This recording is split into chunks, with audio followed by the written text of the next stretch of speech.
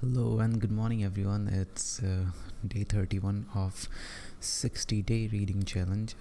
The thing is that this is the extended version of the 30-day reading challenge. I thought, okay, let's not stop there and just extend this because it's not always like we need 21 days to build a habit. Sometimes we need some more as well. So that's why I have extended it. So before I go ahead and start my today's journey, I'm gonna just check that whether it is live on everywhere. Yep, it's live everywhere, I guess.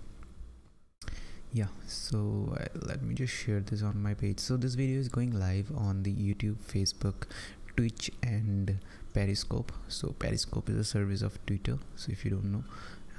Okay, so let me just share this.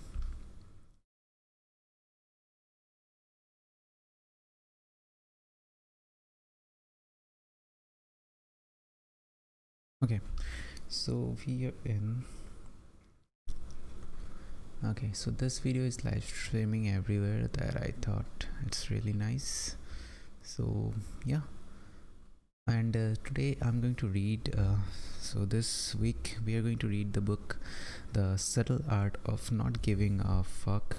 This is one of my favorite book. When I read it for the first time, I have talked about this on my podcast as well. So I highly recommend that you haven't read the book, or if you are reading any self-help books or any non-fiction book that actually bends all the rules of non-fiction or self-help, because it talks this book is very straightforward. Some people don't like this book as well, but honestly speaking, I just really love this book. And I hope that you will like it too. So if you're reading the same thing with me, I always post these things on my Instagram before I start reading something. So I always send the chapter distribution on the Instagram as well. So if you haven't followed me on Instagram, I highly recommend you do that. And these are all the social links, social handles that I have, that you can see right now on the screen. So let's just start today's reading. So before that, as a ritual, as I always do, I'm going to just check all the book cover, that how is it. And this book is looking really nice, but when I read this, the book was like this. When this happens, when you keep a book for a longer period of time, it just looks new. Okay, so it's a counterintuitive approach to living a good life, right? So it's a counterintuitive. So this is by Mark Manson. Mark Manson is basically a blogger, and he also have these atomic habits instilled in himself, I would say. So he's a blogger, and he's been blogging for a very long period of time without any skip. Okay, so let's just read this here. In this generation defining self-help guide, a superstar blogger shows us that the key to being stronger, happier people is to handle adversity better and stop trying to be positive all the time. So the point of this book is that you don't need to be positive all the time. If you're positive, then you are positive. You don't need to say that you are positive. So this book is just fabulous. When you read it, you may have a love-hate relationship with this book, but honestly, I highly recommend anyone to just try reading the book at least once, so that they can get an idea that how this book actually is. So okay, so for the past few years, Mark Manson. Okay, let me just read this.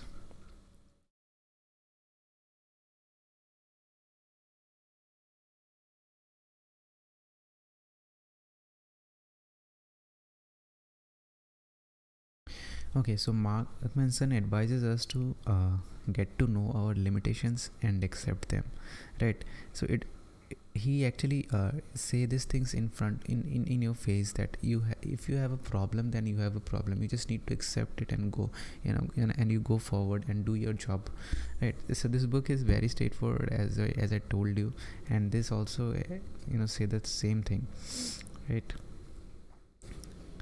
Once we embrace our fears, faults, and uncertainties, once we stop running from and avoiding and start confronting painful truths, we can begin to find the courage and confidence we desperately seek.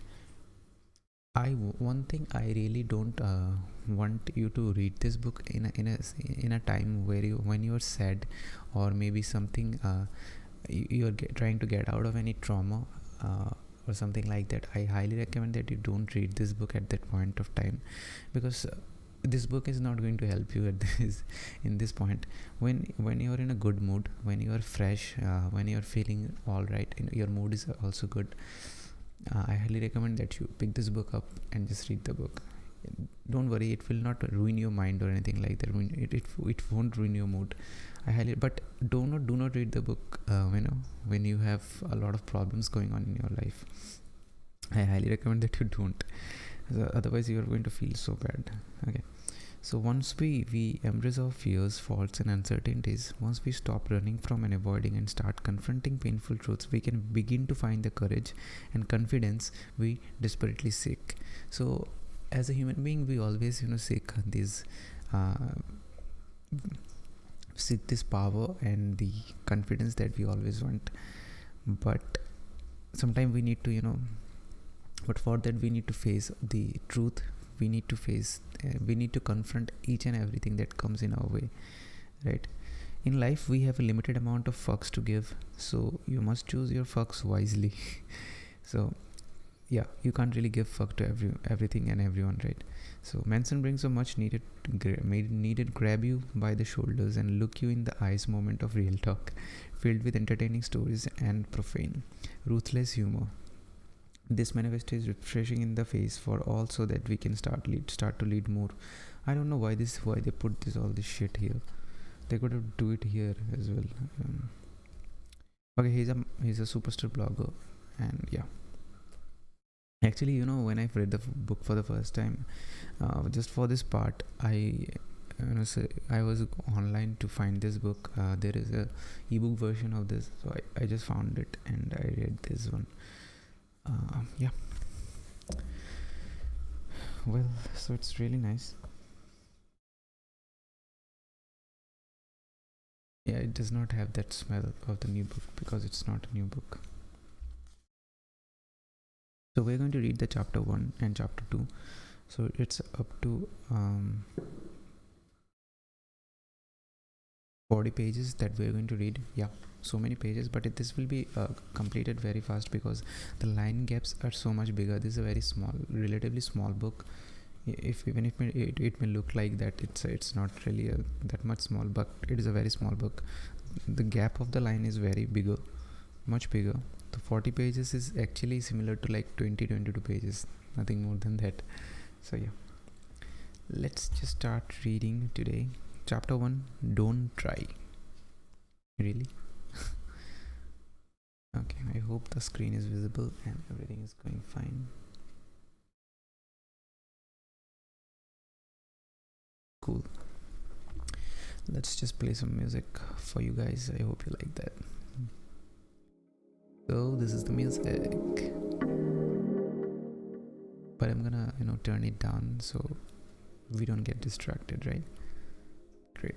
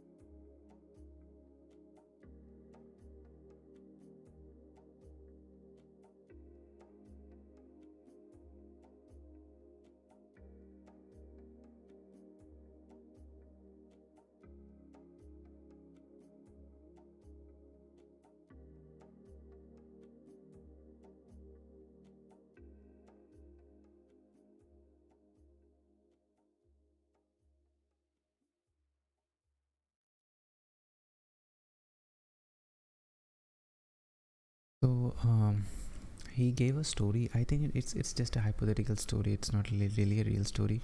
But the point of this is like there was a guy called Bukowski. So he was like a used to work at the post office, and he didn't have much money, but he wanted to be a writer for a longer period of time.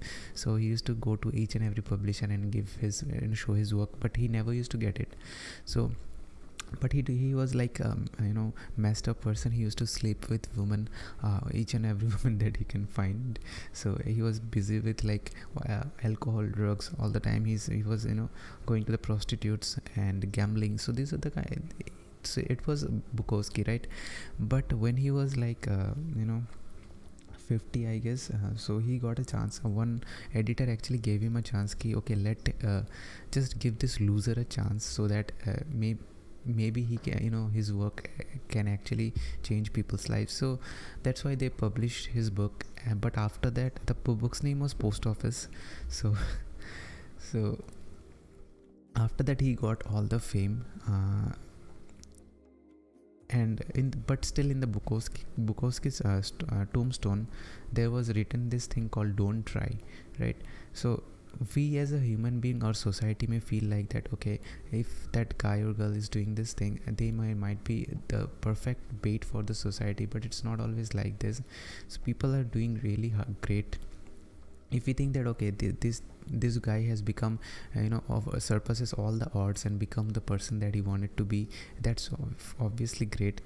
But in the tombstone it says don't try, right? So it is like Bukowski actually slept, even after getting all the fame, slept with all the women he could find. And he was like the messed up person, but he accepted it and go forward with it. So that was the Bukowski story. Let's just read what it has to offer later. But I'll be back in a minute, guys. So just if you just give me a moment.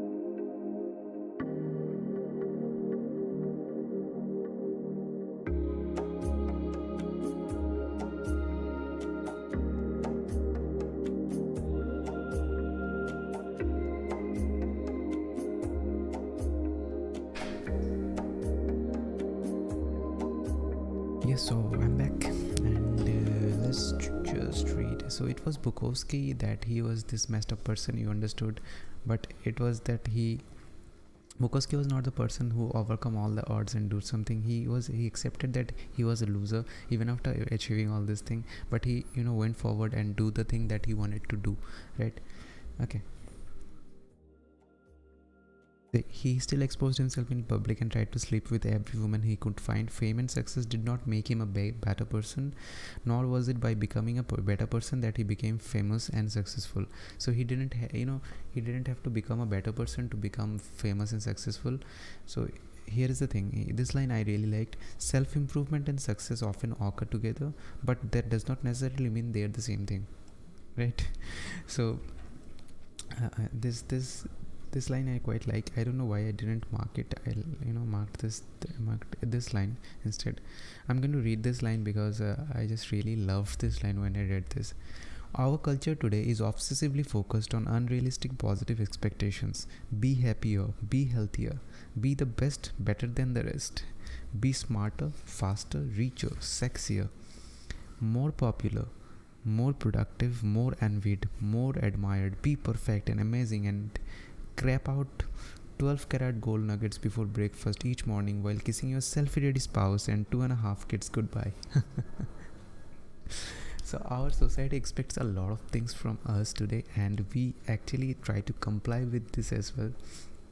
And so we just he's just saying the thing that okay, society wants all of these things from you. Just be the better person, and everyone envy you. You're the most productive person. All these things, our society needs it from us for a better society. But what we need to do with it? So let's just read. Okay, then fly your helicopter to your wonderfully fulfilling job where you spend your days doing incredibly meaningful work that's likely to save the planet one day. That's the humor of this book is like amazing. If you think that okay, you are a guy or a girl who lack humor, I highly recommend that you read this book. You're not going to regret this. The Subtle Art of Not Giving a Fuck by Mark Manson is the best book on humor as well. So if you don't have any humor, pick this book up, read it 4 or 5 times. You will start to develop this humor. Honestly speaking.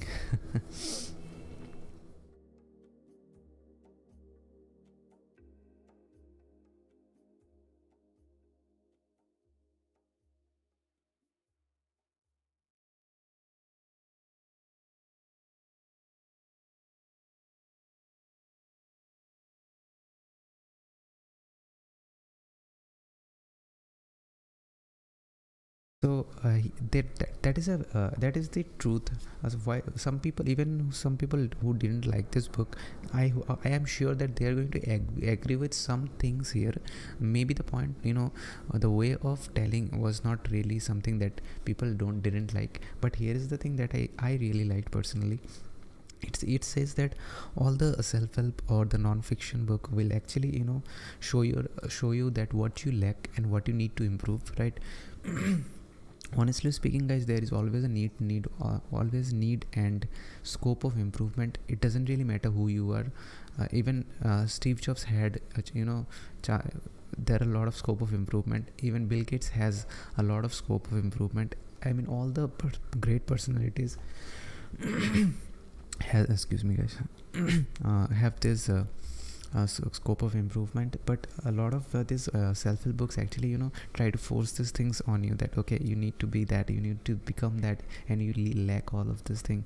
So the thing that he wanted to tell here is that I'm just giving you an example from this. When I will read it, you will understand. You stand in front of the mirror and repeat affirmations saying that you are beautiful because you feel as though you are not beautiful already. So it basically he's saying that you are telling yourself that you are poor. That's why you're seeking for different kind of books or self-help books to actually get richer. So you're thinking that okay, first place you're thinking that okay, I'm the poor, right? So here's the thing. You learn about the best way to make money because you feel you don't have enough money already, right? He's saying that okay, it shows you some lack, that you lack something. It's not a good or bad thing. He did not pass any judgment here. So that's the right thing, right? So he's just setting up this stage ready for you to say something great things in the book later. So let's just read.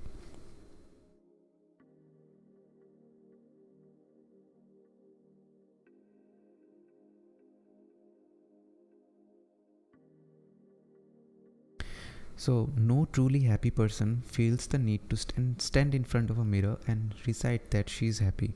She just is.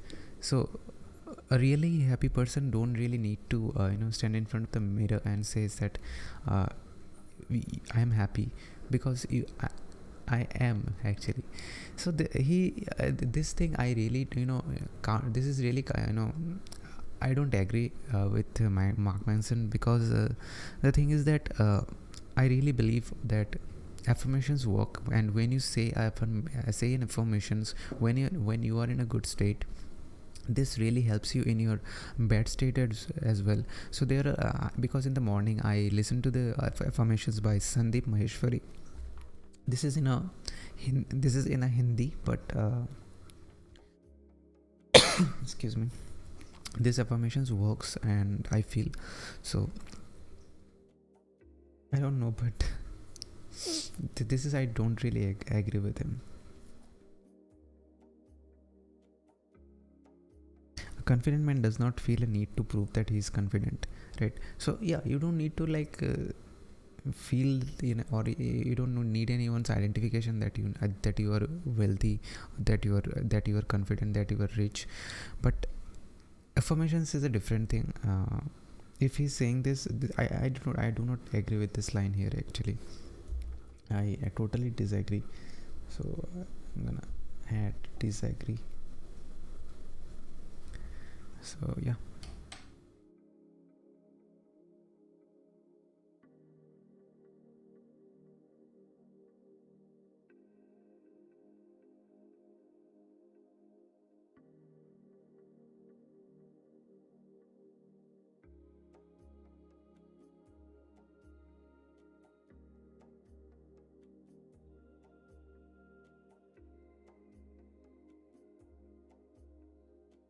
The world is constantly telling you that the path to a better life is more, more, more. Buy more, own more, make more, fuck more, be more. I agree with this. I hope you will, because even our parents, society, all the advertisements, even the social media wants you to be more, want you to post more. If you're becoming more, you will post more in the Instagram, right? As I post every day on the Instagram. So if you haven't followed me on Instagram, I highly recommend that you do it. So these are all the links that will be showing up on your screen. You don't need to distract yourself and go there. When the live stream ends, just wherever you're active, just follow me there. And I am ImpleBooks everywhere, right?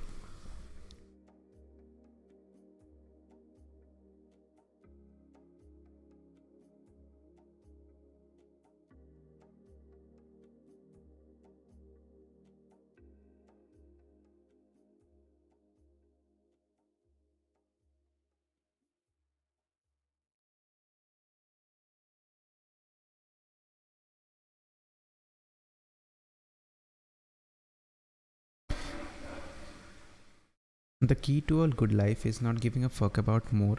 It's giving a fuck about less.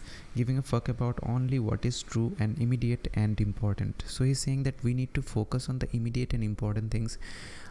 He's telling you to have this horse vision that we need to have to tackle anything and becoming productive at the same point of time, right? So he's saying that we don't need to think that if I have this specific product and someone says that, he's saying that having more is good for the business but not for our mental health, right? So in what really happens is that it really happened with me as well. So when I wanted to create this omnipresence of the ImpleBooks, I wanted to be present everywhere as an ImpleBooks, but it really creates this mental havoc in me. When I was reading this, I was thinking about this thing actually. So see, this really helps when you read any non-fiction book or self-help books. I would say you can relate different things in a different point of time. That's why you should read books. This is not the first time I'm reading this book, as you have already understood. I have taken notes and everything, but still what really happens is that we as a person grow each and every day, right? Our mental health grows, our thinking process grows. So each and every day we just grow as a person, and it's this really important that we read the book, and we will relate different stories of our lives with in a differently in here. So it's really important, right? So the key to a good life is not giving a fuck about more, it's giving a fuck about less, giving a fuck about only what is true and immediate and important, right? So, and that's really important that we do that. And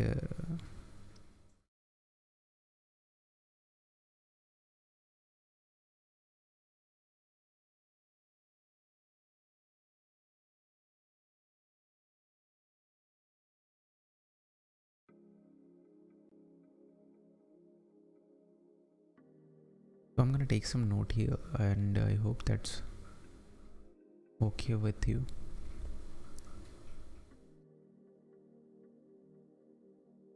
Ooh, yep. I haven't done this in the live stream, but I'm still gonna do this. So yeah.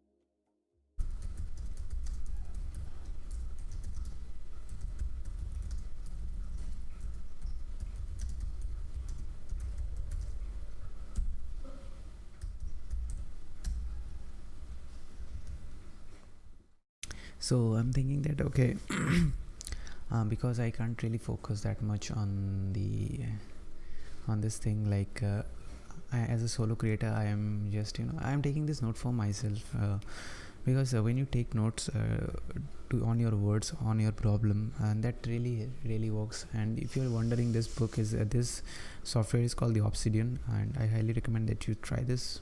And Notion is also good, but Notion, you need to be online. So when I'm live streaming, I don't want any other online services running on the background, so that's why I'm using the Obsidian. Most of the time I use the both of this, because both are really good at they have all of their different kind of functionalities. But I'm just going to switch back to the camera that you see right now. So yeah.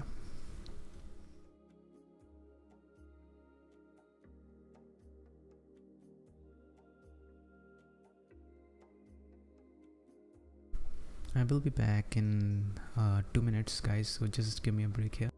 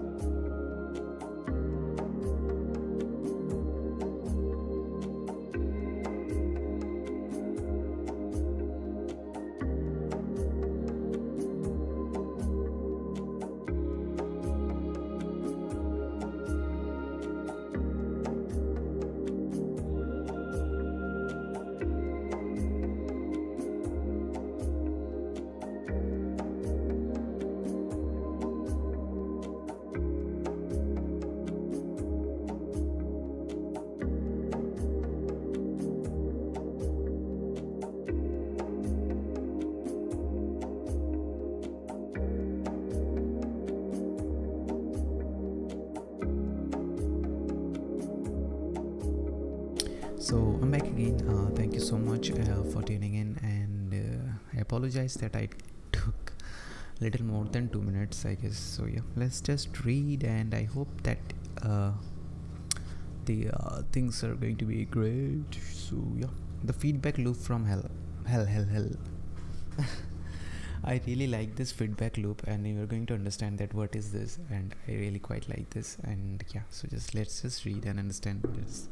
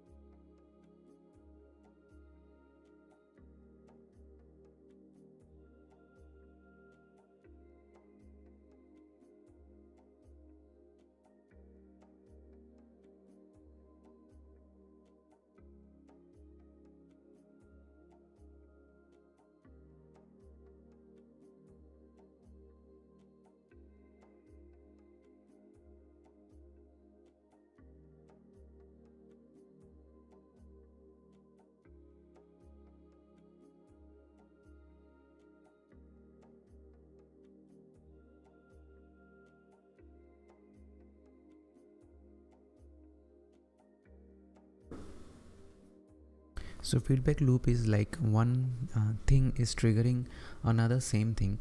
So when you are angry, so you are angry and you are getting more angry because you are thinking that you are angry. So I'm just going to read this read this part, and you are going to totally understand what is feedback loop, because feedback loop, these words are going to come to this book for quite a long, so many times in this book. So I really think that okay, you should understand. So let's say you have an anger problem. You get pissed off at the stupidest, most inane stuff, and you have no idea why. And the fact that you get pissed off so easily starts to piss you off even more. And then in your petty rage, you realize that being angry all the time makes you a shallow and mean person, and you hate this. You hate it so much that you get angry at yourself. Now look at you. You are angry at yourself, getting angry about being angry. Fuck you all. Have a fist. So you are angry at yourself, getting angry about being angry.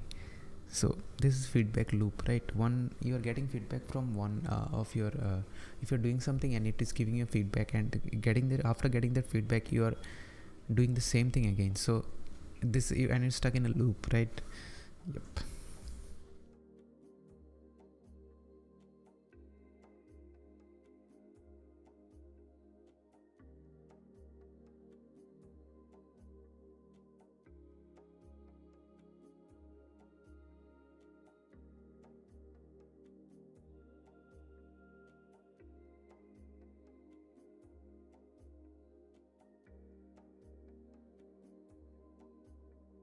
Very few animals on earth have the ability to think cogent thoughts or to begin with, but we humans have the luxury of being able to have thoughts about our thoughts.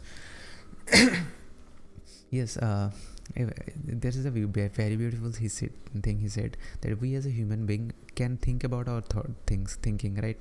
So we can have thoughts about our thoughts as well. Okay, we judge ourselves. Okay, why are you thinking this? You should not think like this. So he said that's the beauty of being human, right?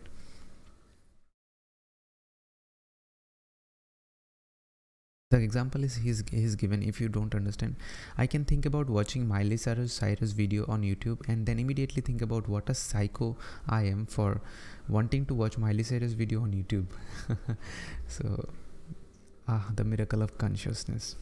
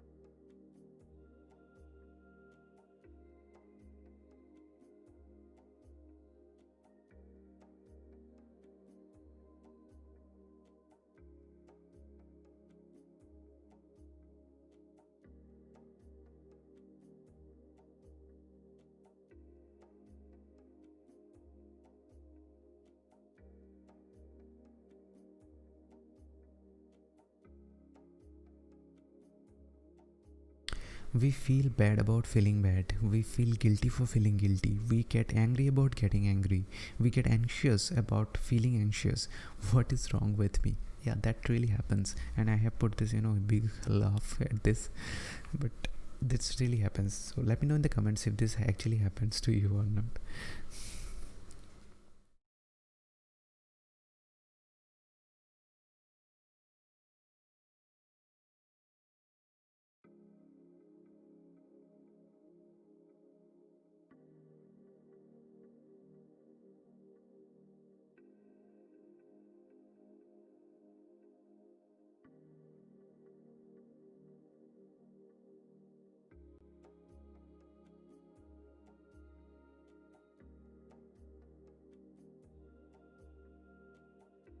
In this part, I really did not,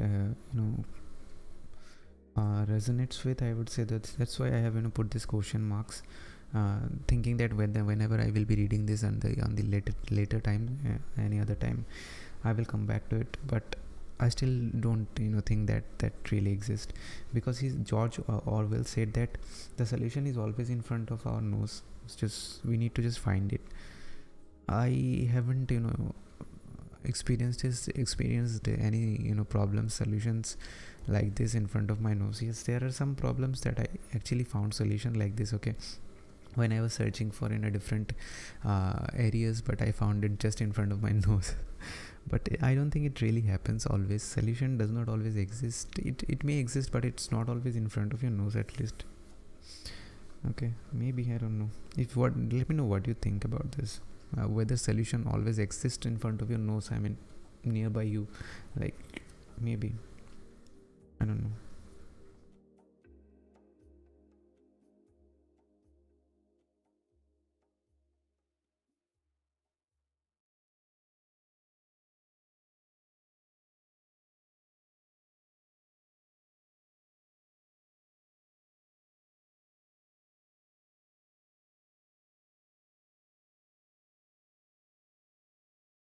We have so much fucking stuff and so many opportunities that we don't even know what to give a fuck about anymore.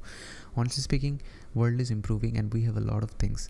And if you have read the book Factfulness, you will understand that, okay, whether it is actually improving or not. Because in the book Factfulness, I really quite like this book, and Hans Rosling shows you all the data that our life is actually improving if we compare it to the 20 years 30 years before. So yeah, we have a lot of things to give fuck about, but yeah, it's actually a thing, right?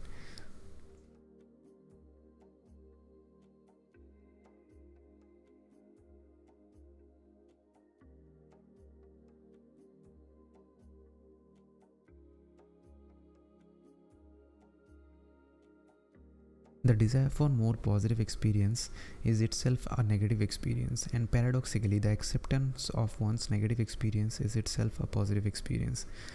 This line is totally my mind fuck, he says, but he explained it in a layman term as well. So what it is, let me just read it. You are going to understand this. Wanting positive experience is a negative experience. Accepting negative experience is a positive experience. So when you are when you want, okay, I need some positivity in my life, this is actually a negative experience, my Mark Manson says, because when you want any positivity in your life is actually filled with a lot of negative things, and you just can't really accept it, and that's actually is a negative thought itself, right? But when you accept that, okay, I have all these negative things in me, this is actually a positive thought, and with the moment you accept that, okay, this is me, this is all the negative thoughts that I have, then it's nothing but positive thing, because you have accepted your fault, accepted whatever you are actually. So yeah, there is always a scope for improvement that you can do later, but you have accepted it. So that itself is a positive experience. So that it is. I'm going to read this line again, and this line is so much impactful, I think, and a lot of people don't agree with this, but I do agree with this here. So let me know in the comments again, so if you do agree with this or not.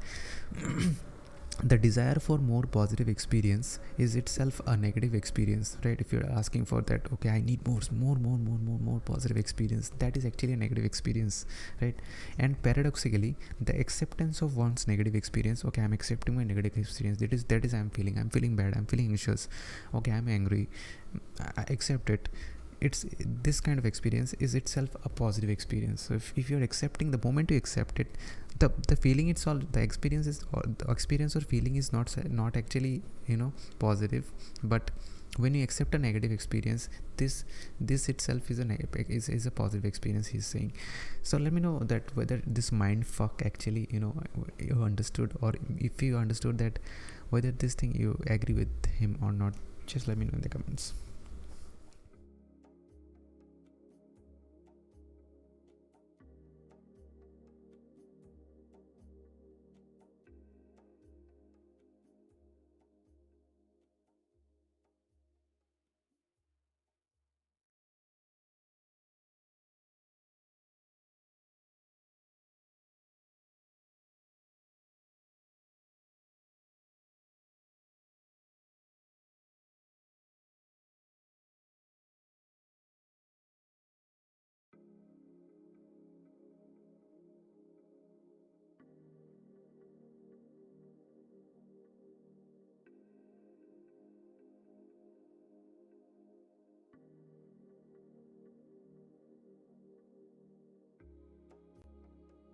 So, a philosopher called Albert Camus, he said that you will never be happy if you continue to search for what happiness consists of. You will never live if you're looking for the meaning of life. But when we read the book like Man's Search for Meaning, I think that our life's journey is to find meaning. But honestly speaking, this in this line, I have a like, I agree and disagree in this thing. So the reason I agree is like, we as a human being all need this, we need to find for something, we need to work for something, we need a higher purpose, and that's really obvious thing. But the thing is that why we should not search for it, right? And honestly speaking, this may feel right, that, and this all I'm gonna give share my experience, that when I actually try to find that, okay, what I am, what I want to be actually, when I go for this kind of thing, it really mess up my mind only. I can't really focus that much on my job, but I can't really see what is in front of me at that point of time. I just lost focus. So I just agree with this also, but I also disagree with it. I don't know, just let me know, maybe I'm confused here. Yeah, so that's why I have write really, so, or put it more simply, don't try, really. Okay, my question is still same. So I think it looks like that I haven't changed much as a person, but I found this line is much more impactful to me as an understanding. Yeah, let's just see what really happens in the future.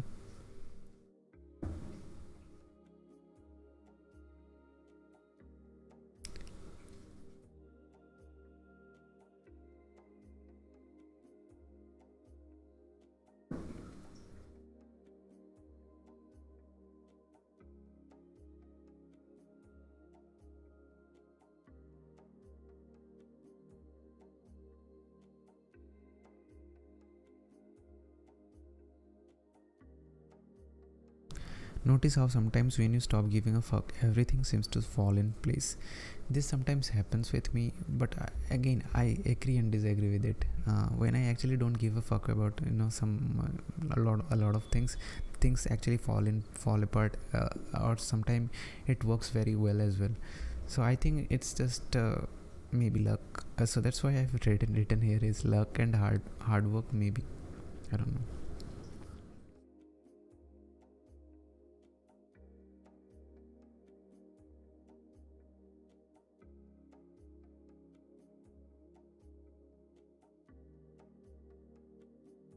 So the reason he tells that, okay, accepting the negative is a positive. So here he actually tried to back it up with saying these things. I don't think it's actually justified, but still. The failure in business are what lead to a better understanding of what's necessary to be successful. Being open with your insecurities paradoxically makes you more confident and charismatic around others. The pain of honest confrontation is what generates the greatest trust and respect in your relationships. Suffering through your fears and anxieties is what allows you to build courage and perseverance. Great.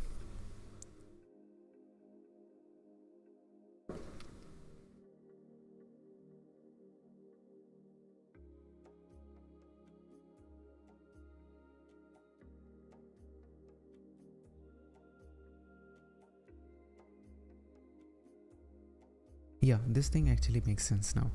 The avoidance of suffering is a form of suffering. The avoidance of a struggle is a struggle. The denial of failure is a failure. If you're failed, if you're saying that okay, I'm not a failure, if you accept it, then you can go forward and do something better, right? If you don't accept it, then it's not going to be it's not going to work out. Chances are you're going to fail again, right? Hiding what is shameful is itself is a form of a shame. So if you're hiding something about, suppose I'm really hiding a part of my body that's saying that okay, I'm shameful about this itself is a shame, right? Yeah.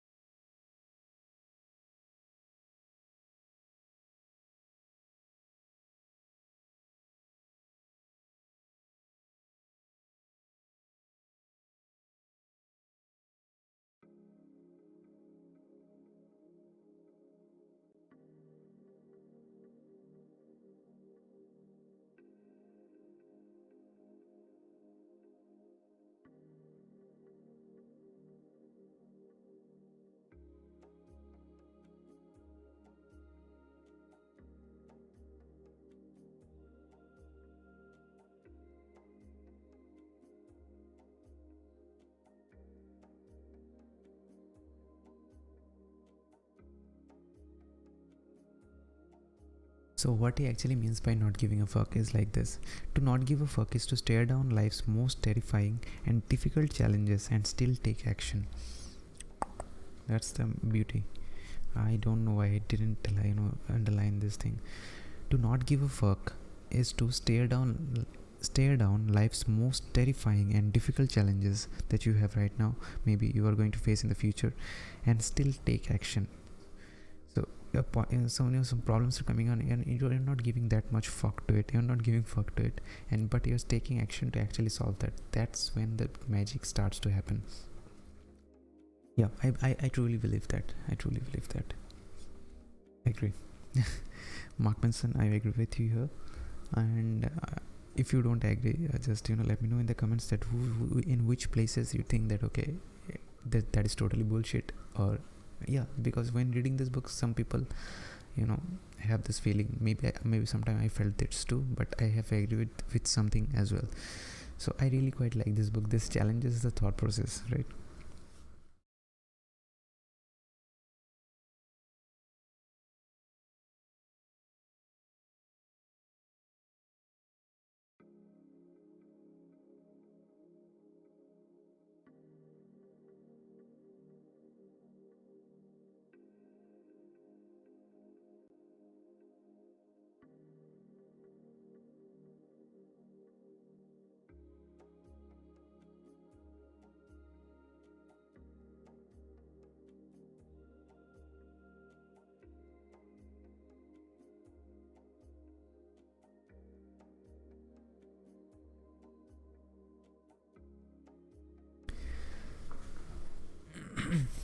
He is going to talk about death for in this book, and I think if you haven't read any book related to the death, and this may upset you as well, because he don't talk about it in a broad terms, because death is a topic that is really needs to be read if you're thinking that it will make you sad or anything like that, no, it will not. It will show you the reality, and you're going to be a better person only. But the way this book talk about death is extremely sorry, is totally different, but I'm still gonna read this because this makes sense and I agree with it. Okay. You're going to die one day. I know that's kind of obvious, but I just wanted to remind you in case you'd forgotten. You and everyone you know are going to be dead soon, and in the short amount of time between here and there, you have a limited amount of fucks to give. Very few, in fact. And if you go around giving a fuck about everything and everyone without conscious thought conscious thought or choice, well, then you are going to get fucked. So he's saying that we have a very limited amount in our lifetime to give fuck about each and everything, and we keep roaming around and give fucks to each and everything, each and everyone. So a day will come when we will be fucked. So that is all he wanted to say here. So yeah.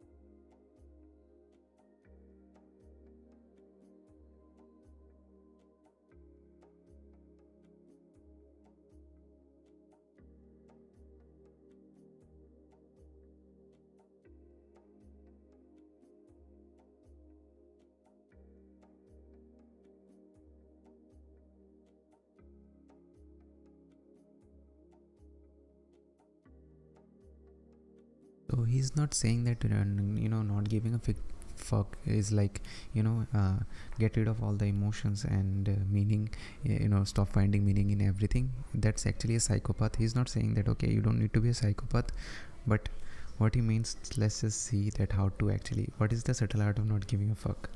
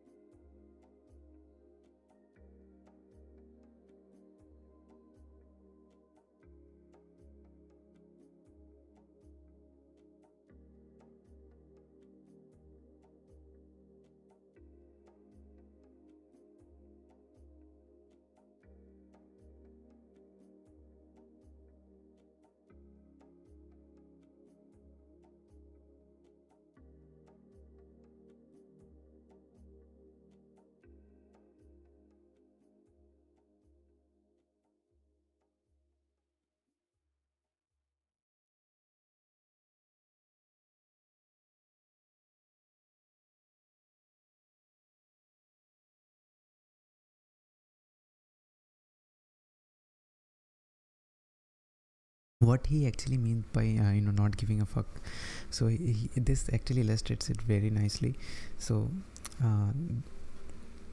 this is like the subtlety. Okay, Mark Manson just don't give a fuck. We don't mean that Mark Manson does not care about anything. On the contrary, we mean that Mark Manson does not care about adversity in the face of his goals. He does not care about pissing some people off to do what he feels is right or important or noble.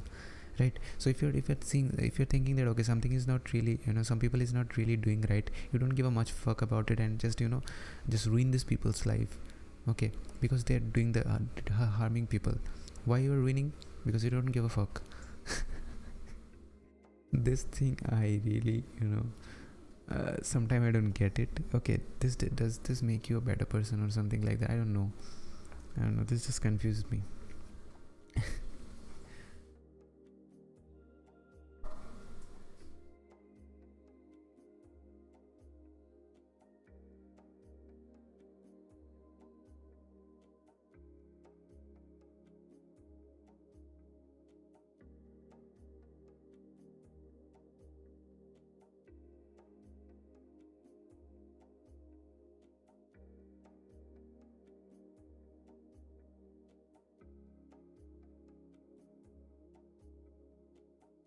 Okay. Now this thing makes sense a little. The people who don't give a fuck about adversity or failure, or embarrassing themselves, or shitting the bed a few times, the people who just laugh and then do what they believe in anyway because they know it's right, they know it's more important than they are, more important than their own feelings and their own pride and their own ego. They say fuck it, not to everything in life but rather to everything unimportant in life.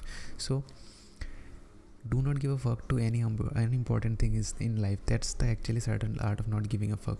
It's a subtle art of not giving a fuck to any unimportant thing in your life.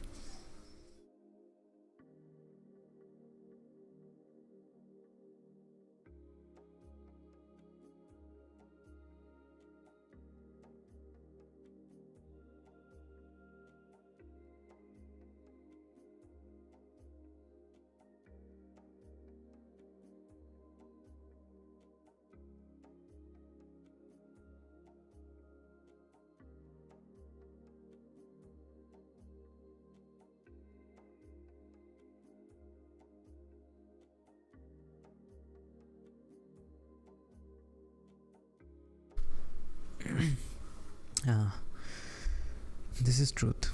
No matter where you go, there is a 500-pound load of shit waiting for you. And that's perfectly fine. The point isn't to get away from the shit. The point is to find the shit you enjoy dealing with. Right? So the problems are going to come in our life, each and every time. The point is not like, just stay away from these problems. The problem is, the thing is to like deal with those problems that you really like to deal with. Right? And don't give too much fuck about other problems, right? Okay, that's the subtlety one that we covered. So the subtlety one is like this. Not giving a fuck does not mean being indifferent. It means being comfortable with being different, right? So you're accepting yourself. Great.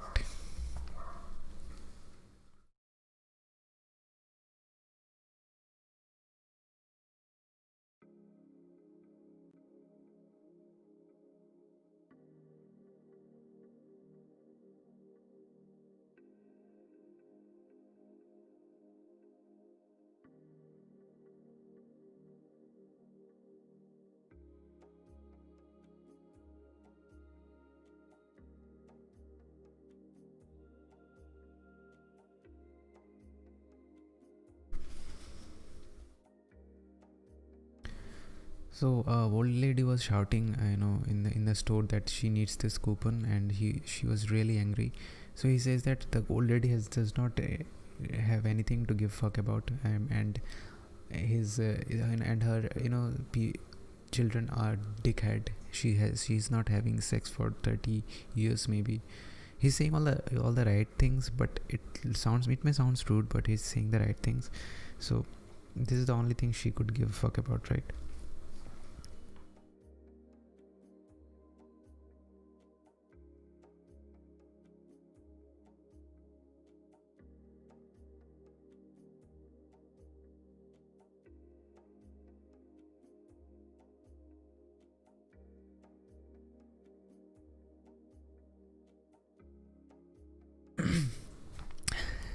I agree with this. That's why I'm giving this big love here that you see. Huh? So the problem with people who hand out fucks like ice cream at a goddamn summer camp is that they don't have anything more fuck worthy to dedicate their fucks. So if you don't have any better things to give fuck, you will give fuck to something that is not really important for you. That's obviously true, and that it is, right?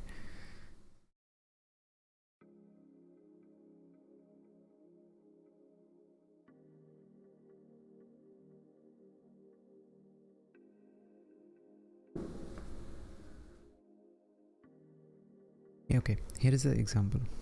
um, If you find yourself consistently giving too many fucks about trivial shit that bothers you, your ex-boyfriend's new Facebook picture, how quickly the batteries die in the TV remote, missing out on yet another 2-for-1 sale on hand sanitizer, chances are that you don't have much going on in your life to give a legitimate fuck about.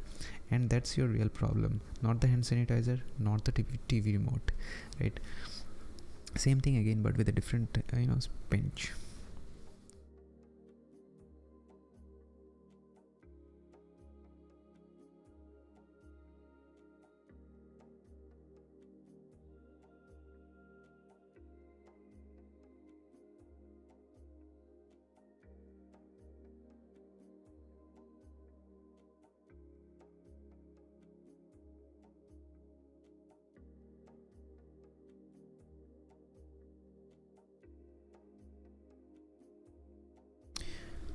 Okay, so the subtlety too was like to not give a fuck about adversity, you must first give a fuck about something more important than adversity, right? So that was all about it. Subtlety 3 is like, whether you realize it or not, you are always choosing what to give a fuck about. And it's honestly it's right, guys, because we as a person, actually always our reaction is something that is in our control. It's not that outsider controls. Suppose someone comes to you and slap you, it's all about you now, how you react to it, right? So the reaction is always in our hand, guys. It does not really matter, it does not really depend on outside environment. It's totally inside us, right? So this is the thing, you need to accept that. Okay, you need to understand that, okay, that if we are giving fuck to something, that is we are choosing. It's we are the reason that we're choosing this reaction, right? So this is all about it, but I'm still gonna read it.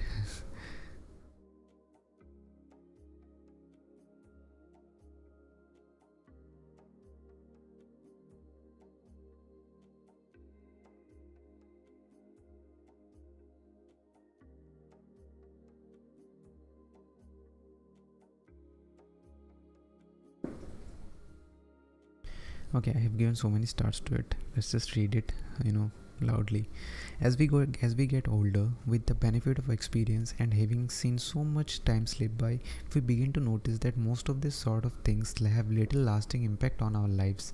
Those people whose opinions we cared about so much before are no longer present in our lives. Rejections that were painful in the moment have actually worked out for the best. We realize how little attention people pay to the superficial details about us, and we choose not to obsess so much over them. That's really true, guys. Even if you think about your childhood, because we are not really so much older people, but even if you think about your childhood, there are a lot of things that may matter to you at that point in time. That there maybe some people talk to you in a different way. Maybe you don't like some people telling you this, but all these things, maybe those people are not even there now. So these are the thing that we used to give fuck about. It does not really matter much for us right now. So that will happen more when we will grow older. So that's what Mark Manson is saying here, right?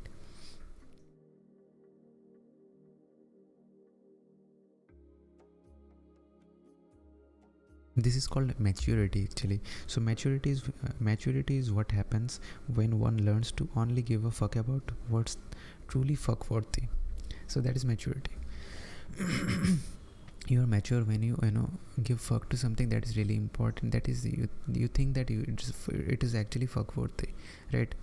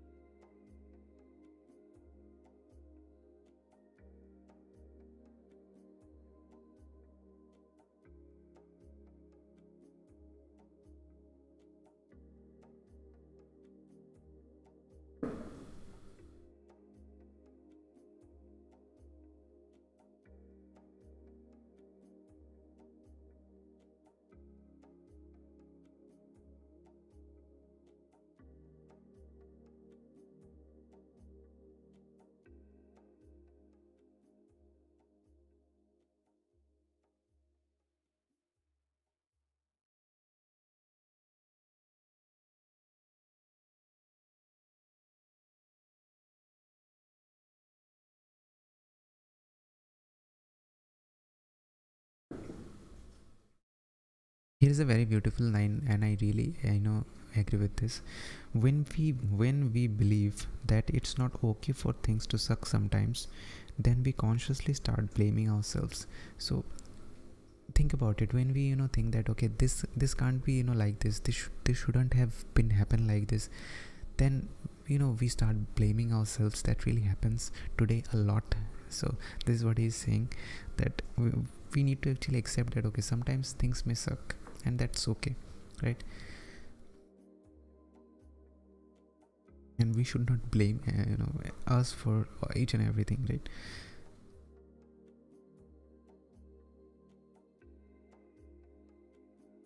This really happens with me, because when I was dealing with when I was buying this apartment that I'm currently living, so in that deal, a lot of things went wrong as well, and I actually blamed myself for this. But when I talked to other person, they actually told me that that was not my fault. The thing and circumstances were like this, and people who you were dealing with were not really right, and whatever happens for good. So yeah, a lot of things went wrong, but I was actually blaming myself for this. But I soon realized that, okay, it's not really my problem. These are the things that really happens, and I should not blame each and everything, and I should not take each and everything on me, right? So that was something that really was liberating for me, as I would say. So yeah.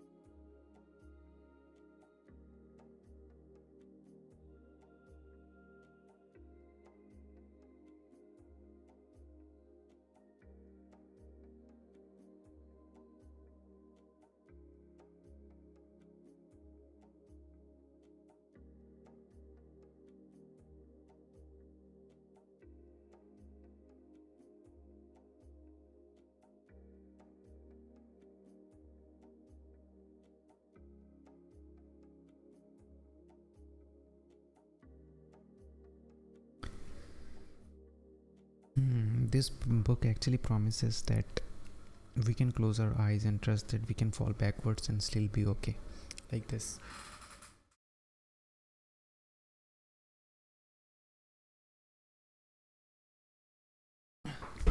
Okay, I'm back. Nothing happened to me. So let's just see. Happiness is a problem. The chapter naming of this will, sometimes will feel angry that, okay, why this guy's giving this chapter names and saying all this bullshit stuff, because he don't give a fuck, and you should not give a fuck too. Because this is just a book, guy, man. You have a lot of other things to give fucks to in your life, right? Get the meaning, get whatever they get whatever the best of this book you can, if you want to just implement, and don't give a fuck about this book too much, because that's a subtle art of not giving a fuck, right?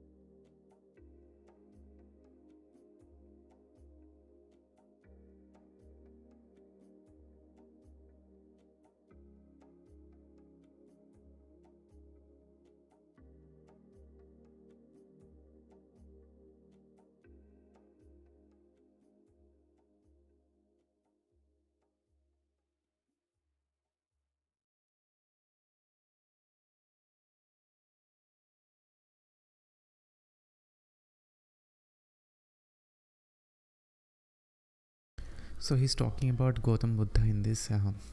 His father wanted to give him everything. He never showed him how what is rich or what is poor is.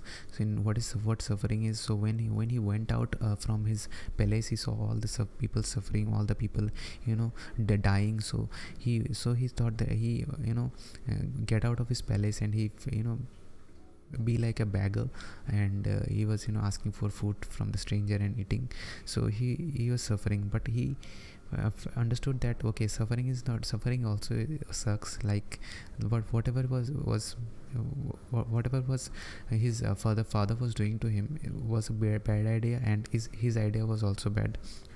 As with being rich, there is no value in suffering when it's done without purpose. So if you're suffering for something without any purpose, then it's not really it does not make sense, anything. So if you're thinking that okay, I will suffer because people are suffering, this does not make any sense, guys, and this has no meaning. So what he did, he sit in front of a in front of a tree for 49 days. Then he came up with all these great realizations. So that is called the enlightenment that we know about the Gautam Buddha, right? So one of the realization was this: life itself is a form of suffering.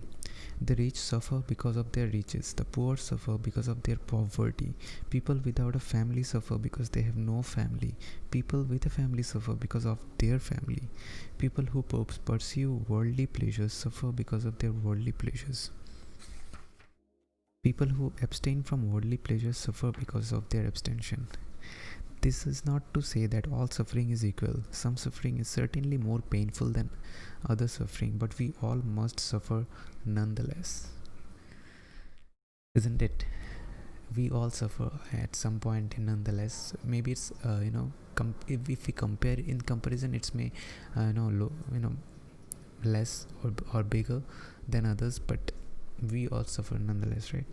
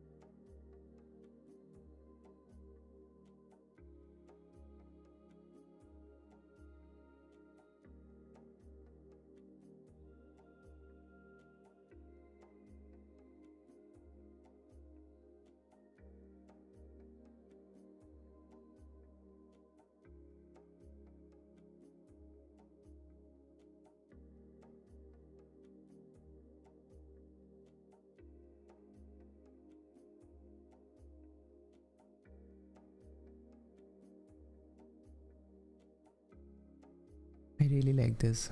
So it says that we are wired to become dissatisfied with whatever we have and satisfied by only what we do not have. The constant dissatisfaction has kept our species fighting and striving, building and conquering. So no, our own pain and misery aren't a bug of human evolution, they are a feature. So if you're thinking that okay, we need more, we are feeling pain because of something, this is not a problem, this is not a bug is something that is an issue in something. We call it a bug as a software term, but the thing is that this is not an issue. This is basically a human, this is basically a human evolution. This is a feature, right? So we will feel this as a human being, and that's okay.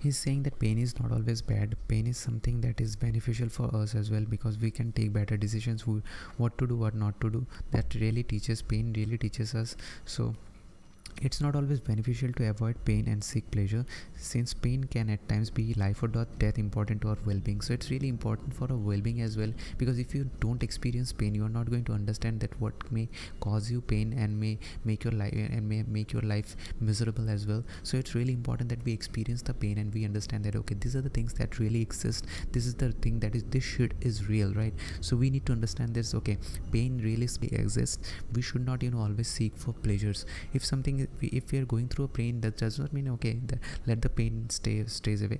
We should always do our best job, but we do just always should not think about like pleasures. That really does not make any sense, because if you don't get any pain, if you don't feel the pain, if you don't feel that emotion that is everybody is going through, I'm not saying that you should feel the pain just for the sake of feeling pain, like you just shoving your hand to the wall just to feel the pain.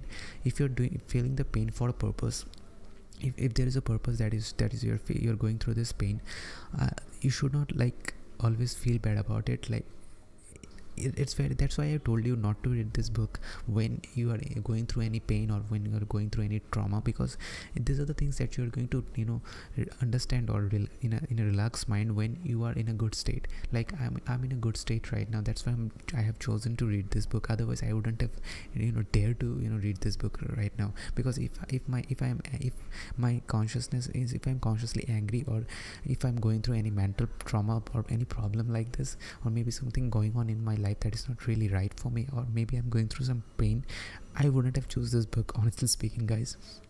Yeah, these things tells you in your face, but we are not equipped to hear these things whenever we are actually going through pain or suffering. So these are the things that's really important. So choose the book as per the time or the problem that you're currently in. So sometimes maybe you're choosing a book to solve a specific problem, but sometimes what really happens, that book actually increase your problem. So make sure you understand, and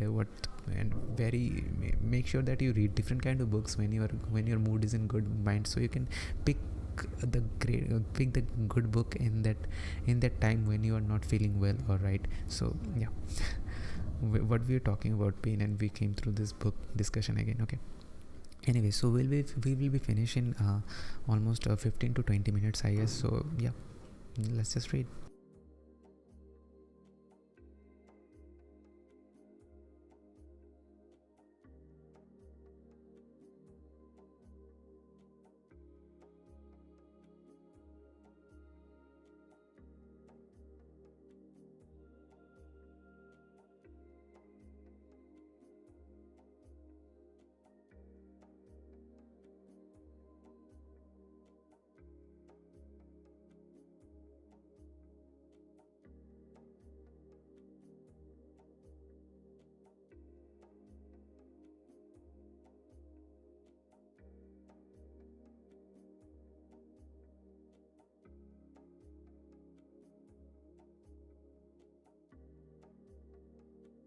So pain is necessary for this thing.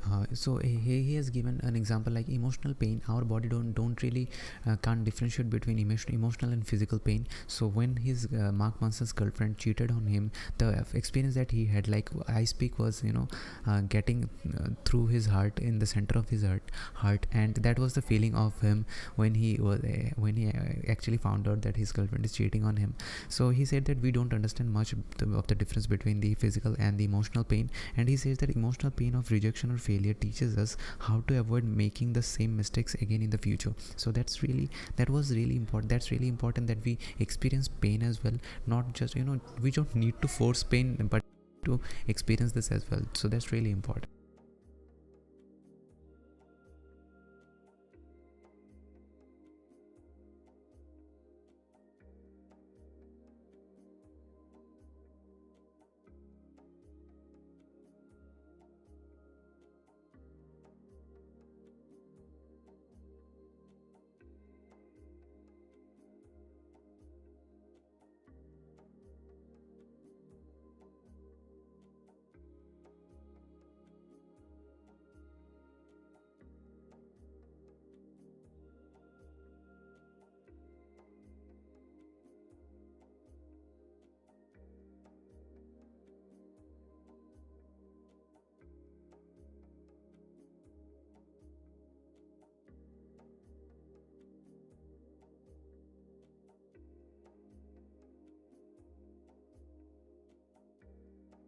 Here is a nice thing that I really liked. Life is essentially an endless series of problems.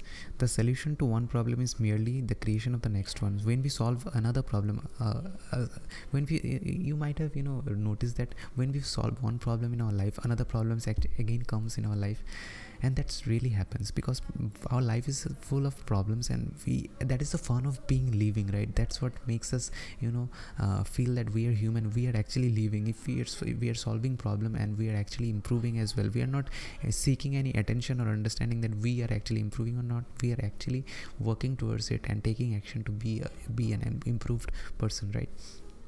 That's what I feel. That's what my understanding is. That's what I actually feel. That's what I'm talking about. And if you don't give a fuck, I don't give a fuck. Yeah, this may sound rude, but this book tells about something that's really important for us in this at least century. So right, yeah, that's why I quite like this book.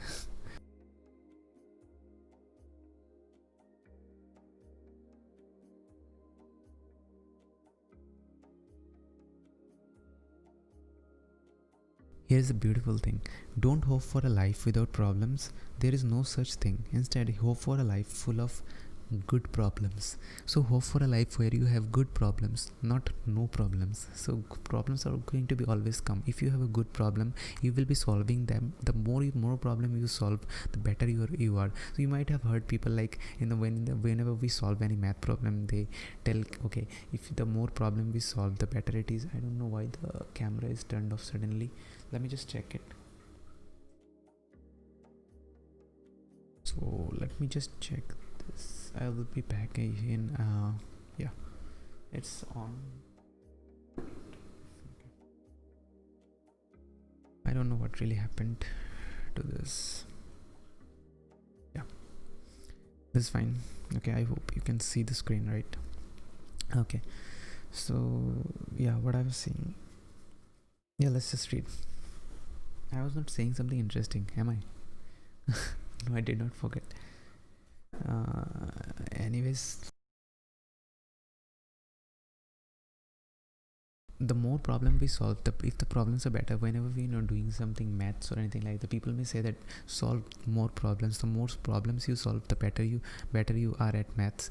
So our life is like that as well. If we solve good problems in our lifetime, we will be a better person. We will be doing something great things in our lives as well. So it's really important that you do that, right? Great.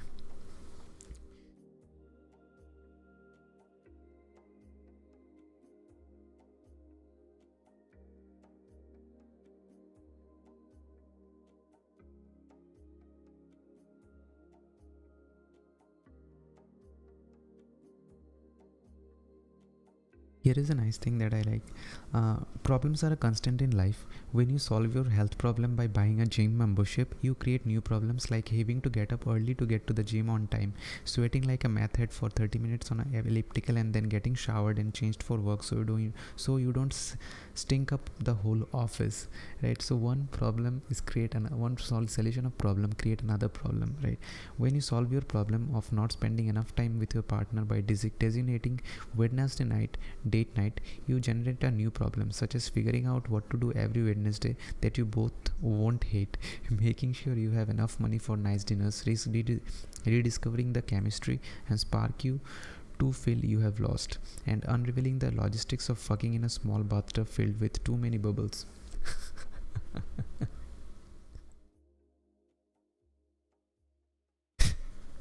This book is like amazing at some point. It will make you just laugh. So if you're in a mood, like in a very serious mood, like no problems in your life going on, but still you're trying to be serious, I just really think that, and you're thinking that okay, I'm losing my humor, if you're in a state, I just highly recommend you pick this book up and just read this. You don't need to take up anything and implement it in your life, just read the book. This sometimes works as a comedy book to me sometimes, but not in that sense. I really like the concept of this book as well.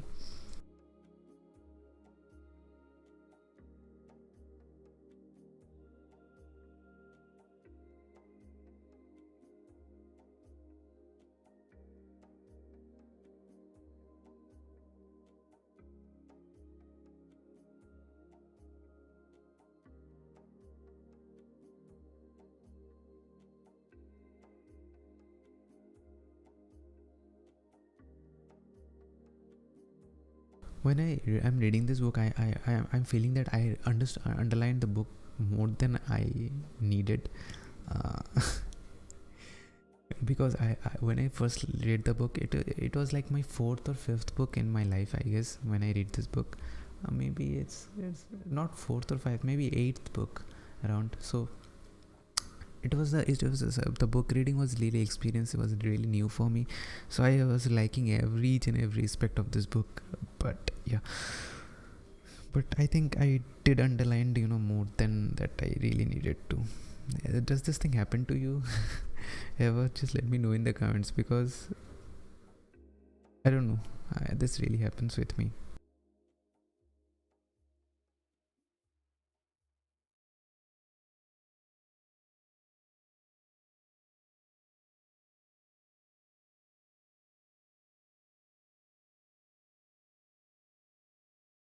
Here is the nice thing that I thank God I underlined the right thing.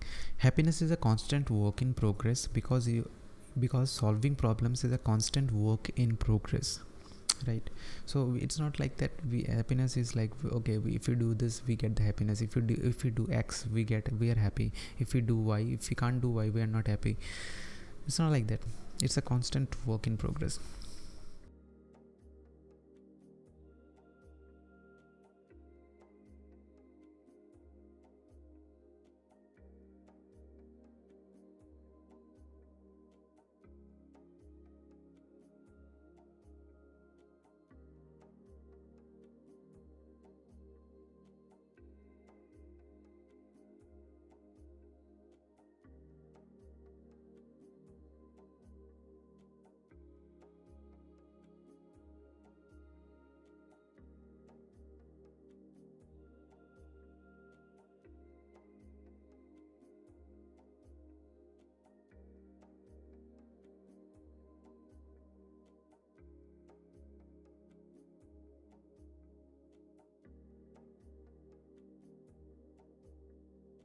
Okay, so we deal with problem in a two way. We deny that, okay, sometimes there is two kind of person actually, so who denies that, okay, I don't have a problem. Even if you have a problem, right, you're saying that, okay guys, I don't have a problem. You deny the actually reality. This is not right as well. He's saying that this is comforting for a temporary or short period of time, but it creates a lot of problem insecurities in the long period of time. It creates emotional reparations as well. Another way that people deal with it is like some victim mentality, so that they victimize themselves, okay, that they can do nothing about the problem. This is not something that they could do. They are just the victim of this of their circumstances, nothing else, right? They actually blame the outside circumstance, and they feel good about them, that okay, that they also feel, better in the short term, but it leads to a life of anger, helplessness and despair, because when you're thinking that you are a victim, you generates this anger in yourself. That's obvious, right? So yeah, that's also a way of dealing.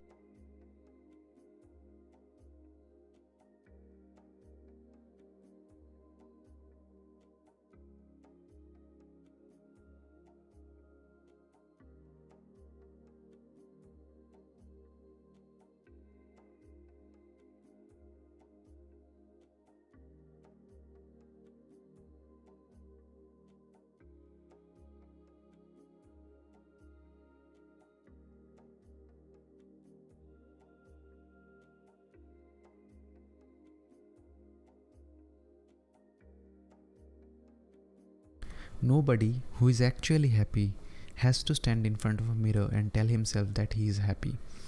So if you're happy, you don't need to tell in front, stand in front of the mirror and say that okay, I am happy. But that's the actually thing, that if you do this just to be happy, you're not really happy. That's correct. Mark Manson is correct in this thing. But I truly believe in the affirmations. If Mark Manson says that affirmation does not work, I don't agree with it, because the affirmation is totally different than this thing. Mark Manson is saying that if you're just standing in front of a mirror and saying that I am happy, and you're doing this just to make yourself actually happy, then you are not really happy, right? But if you're doing this just for the sake of affirmation, because you want to affirm yourself that whenever you are not, whenever maybe you will not be happy in some time, maybe in the future, if you're not happy, you can still use this affirmation to make yourself better, make yourself make yourself feel that calm again. So that I think really works. Affirmation is something that really works. But the Mark Manson is not really against affirmation here, but yeah, somebody really don't like this thing, and they understands a totally different perspective. Maybe they see it in a different way. That's the thing. Yeah, just let me know in the comments what do you think about it, right?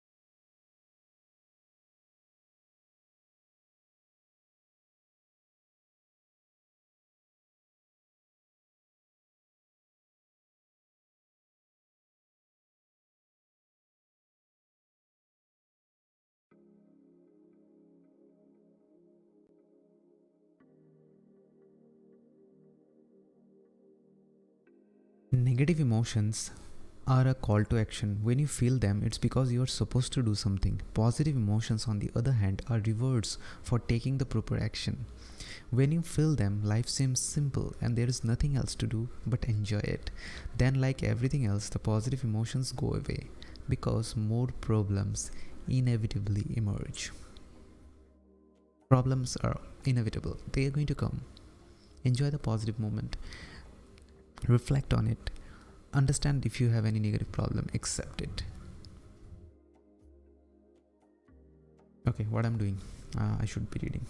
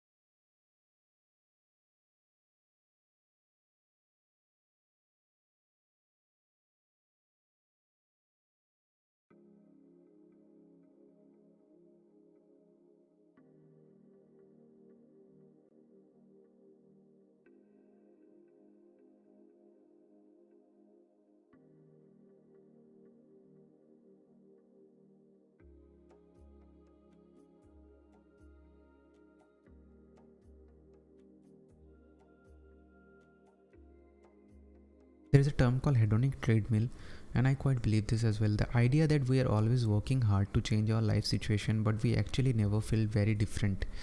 So when I actually was in college, I did not used to earn anything, but I used to feel like, okay, that life would be like so much great if I just earn a little bit more, not much, but if I get paid for something that I really like to do, and that will do the job.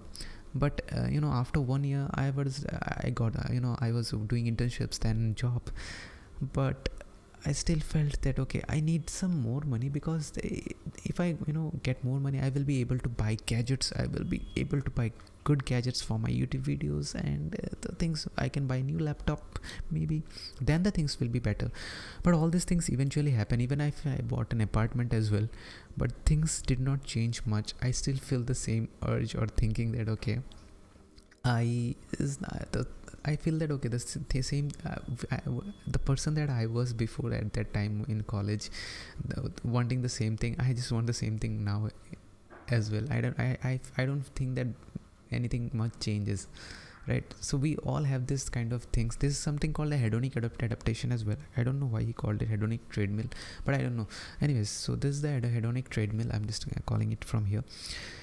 So whatever we achieve in our life, we don't sometimes we don't just feel that okay, that nothing much happened actually. So if you think about like 5 years ago, think about your life, was it better in terms of the other, I'm not talking about any other stuff, I'm just talking about any financial stuff or anything like that you're able to, your purchase ability and all this thing, this might be better, but we don't feel that much, right? That is called the hedonic treadmill.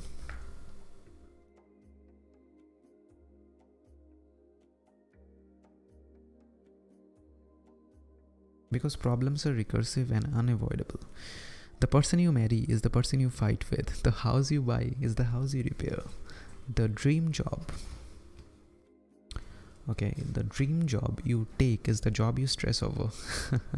Everything comes with an inherent sacrifice. Whatever makes us feel good will also inevitably make us feel bad. Whatever makes us feel good will at some point will make us feel bad as well. So if my dream job, if I'm doing my dream job, it will make me feel bad at some point in time as well. It's obvious. The person you go in relationship with, the person you love the most, they will disappoint you at some point in time as well. These are the things that happen. Problems are inevitable, and they're going to come. You need to accept. Just hope that the problems are good in your life, so that good problems come into your life and you solve them, and solving that problem and accepting it will make you actually a better person and the more optimistic version of yourself, I would say.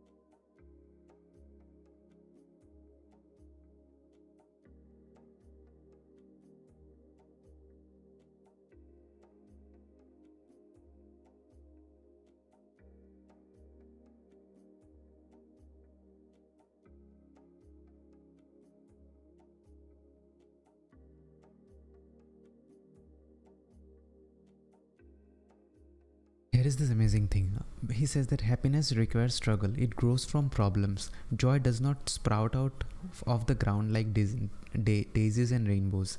Real, serious, lifelong fulfillment and meaning have to be earned through the choosing and many of our struggles. We need to go through struggles to actually get the happiness. Honestly speaking, guys, everyone wants. So here he give this right good example here. Everyone wants to have great sex and awesome relationship, but nobody wants to go through the tough conversations, awkward silences, hurting feelings, so they settle, right? So we need to go through this struggle to actually find meaning, to find meaning and to find actually happiness. Okay, so this is serious, right? Whether you suffer from anxiety or loneliness or obsessive compulsive disorder or a dickhead boss who ruins half of your waking hours every day, the solution lies in the acceptance and active engagement of that negative experience, not the avoidance of it, not the salvation from it. You can't really avoid or salvation, salvate it if you are facing any problem, right? You need to accept it with your open heart, and you need to understand that this problem actually exists. Then that's when you can take better decisions. Okay, either you will learn to flow through it, other or you can get out of it. Two of the thing will happen, but you will be in a much better shape or a positive experience. Suppose there is your bosses always abuse you and you can't really leave that job, so you learn to go through it. You just listen to it and you just imagine like that dickhead or a egg is trying spitting some shit out in front of you, and you just smile. Okay, that's good, you abused me, now go and fuck off. You're just saying this in your mind, and that's it. You learn to flow through it. Or you can do is, or other thing you can do is, like, if you accept it, you can get out of this job and find a better job, and that's it. Yeah. Or maybe you create a second source of income. That is also important. Are you getting me? In the coronavirus time, a lot of people actually realize that we all as a human being need a second source of income. So it's not really that you are actually not devoted to your first source of income. It's like creating second source of income actually makes your health and emotional state much better. You feel much confident about all the job that you're doing. That's what I feel, because that really makes you a stronger person, stronger personality, and stronger mentality, right? So you should not think of it like, okay, if I have a two source of thing, other source will have less time of me or anything like that. It's not like that.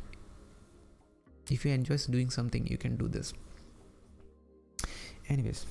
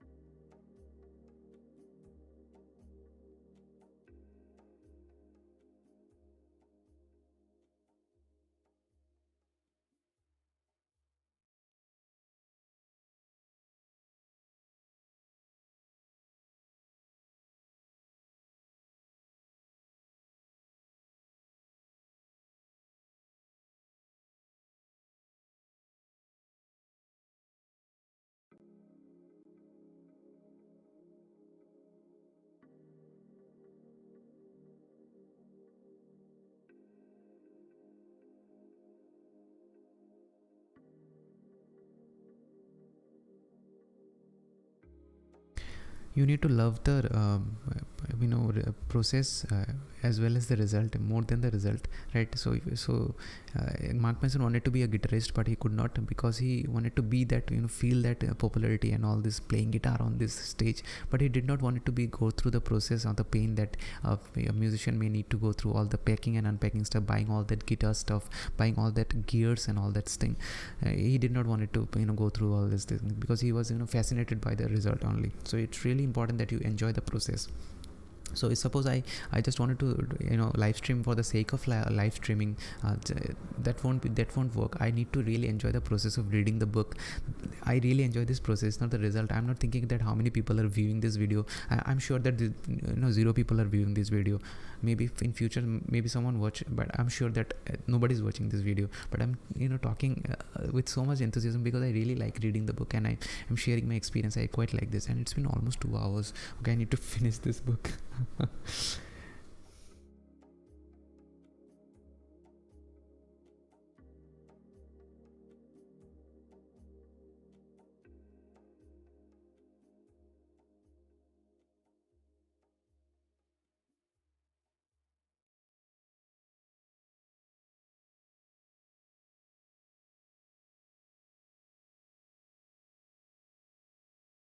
I wanted the reward, not the struggle. I wanted the result, and not the process. I was in love with not the fight, but only the victory.